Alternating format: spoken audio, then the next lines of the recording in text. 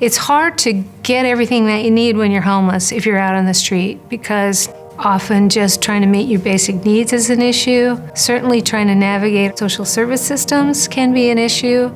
So having that all concentrated where you're living, even if it's temporarily, is really, I think, the best gift that the shelters provide.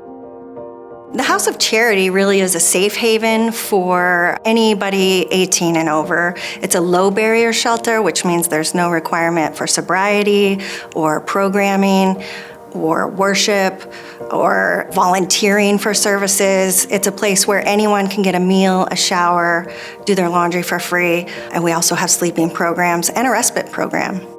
The homeless issue, you see it at House of Charity every single day. But the House of Charity is not a never-ending black hole. There's a light at the end of the tunnel. There's a plan.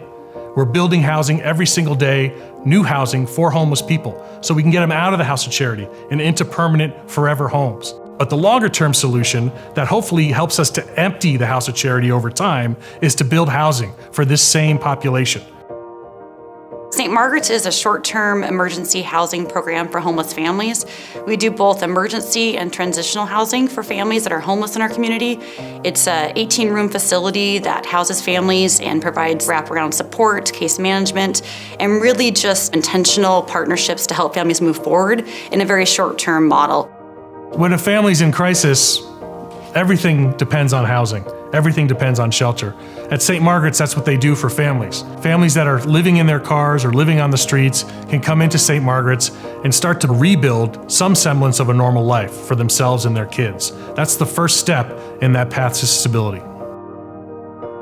The whole goal of Rising Strong is to keep families together. Our families come to us as an outcome of court involvement. I think the question is, what trauma have our families not experienced? Our children are coming from homes that have included neglect, and that's typically neglect due to a substance use disorder. So if you can imagine, being a 3-year-old child and your mother or father is not able to respond to your needs, they're not able to provide food on the table, they're not able to ensure that your diaper is changed or your clothes are clean. You might not know when your mom's coming home.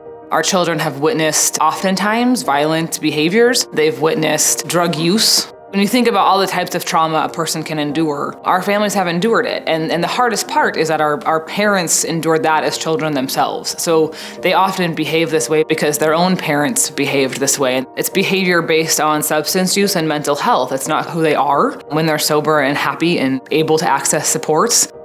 A key component of Catholic Charities' mission as an agency is to break intergenerational poverty, and Rising Strong plays a key role in that. We treat the whole family, and if you're talking about breaking cycles, to have a program that can address that whole spectrum in one space and change their lives together is a unique opportunity.